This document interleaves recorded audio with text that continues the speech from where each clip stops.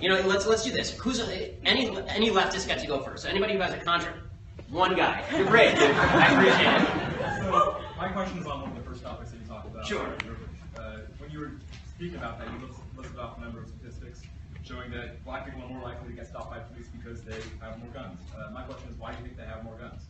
My personal view is that they have more guns because black people are poorer in general, because there's a deep racial history in this country, a racial divide. That's my view.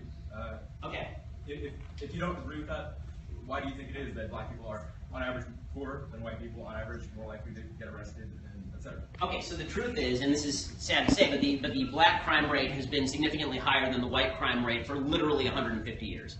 It's been very high for a very long time. The black murder rate was 10 times the white murder rate in 1900. So this has been true for a very, very long time. And the real question is, why didn't that ratio narrow right after the Civil Rights Movement? Right? Because presumably things changed after the Civil Rights Movement. So, and why exactly is it effect of white privilege when black people kill black people, which is the majority of people who are killing each other, right? The vast majority of black on black, the vast majority of black crime is black on black crime, right? It's not black on white crime. So the idea that it's you know, and it also doesn't match up with poverty rates. Poverty and crime don't match up as well as people would like them to. The left has been trying to make this argument for a very long time, and it doesn't work. I mean, when you have, for example, poor Asian communities when they came to the United States didn't have anywhere near the level of violence that poor Italian communities did when they came to the United States. It varies by culture, actually. Culture makes a difference. The reason that I would suggest that there is such high violence rate in the black community is specifically now because you have a culture where there are young black men growing up with no fathers in the home. But the black middle class was growing actually pretty quickly in the 1950s, and then in the 1960s, a couple of different things happened that really trashed the system. One was the welfare system said, unfortunately, to black fathers and black mothers, that you are better off if you actually don't stay in the home. You get benefits that increase if the father leaves, right? And then that creates an incentive to single motherhood, which is seriously problematic because the government can't be daddy, right? Only a father can really be daddy. And then, you know, beyond that, there is a long history, and this has been maintained. And this is where I will agree that there is quote-unquote white privilege, but not now. So it used to be white privilege, and now it's actually a lefty argument. So the white privilege was, and this is true, that white police forces did not police inner-city black communities or southern black communities. So when black people killed each other, the white police forces just said, fine, go ahead and kill each other. Like, really, this is true historically. Right? White police forces did not police black communities, so there's a lack of law enforcement in the black community, and so people break down. This is true in any tribal society where you don't have law enforcement or any overarching justice system.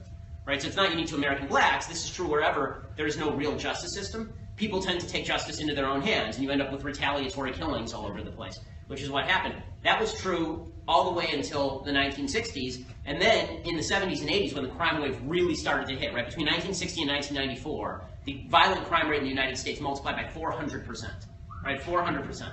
And when that happened, there was a real crackdown, right?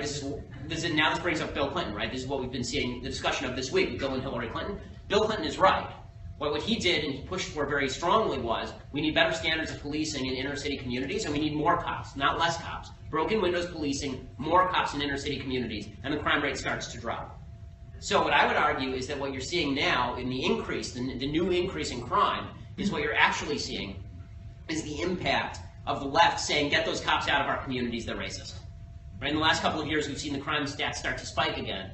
In really dramatic ways, increasing double digits in murder rates, increasing double digits in cities from St. Louis to Milwaukee to Chicago to New Orleans, largely in black areas, unfortunately. So, you know, how much of that's the narrative. How much of that you want to call white privilege and how much you don't is up to you. I would say that what's happening now is not white privilege. What I would say is that, you know, Jim Crow created terrible systems of law, and those systems of law allowed cultures to flourish that were violent and problematic, and then that was exacerbated by the federal government getting involved and under-policing. And now, when we actually have a situation where the police want to go in and clean things up, now the left has insisted that that not happen. So that's not, I don't count that as white privilege. I call it, my problem with the term white privilege as a general rule is that it's too vague. What I just laid out for you is a relatively specific narrative with actual cures. Right? White privilege does suggest that there's some cabal of white people out there saying, I want black people to die. I don't think that's true. Right? I think that there are laws that were on the books that are racist. I think there were racists who promoted those laws. I think those laws were basically wiped out in the 60s. I think those racists were basically voted out of office in the 60s. And now what you've seen is the impact of other unintended policies that have created tremendous problems in the black community, but all of which can be solved, all of it. All of which can be solved by individual responsibility. Individual responsibility. Right? Don't tolerate crime in your own community. Work with the cops.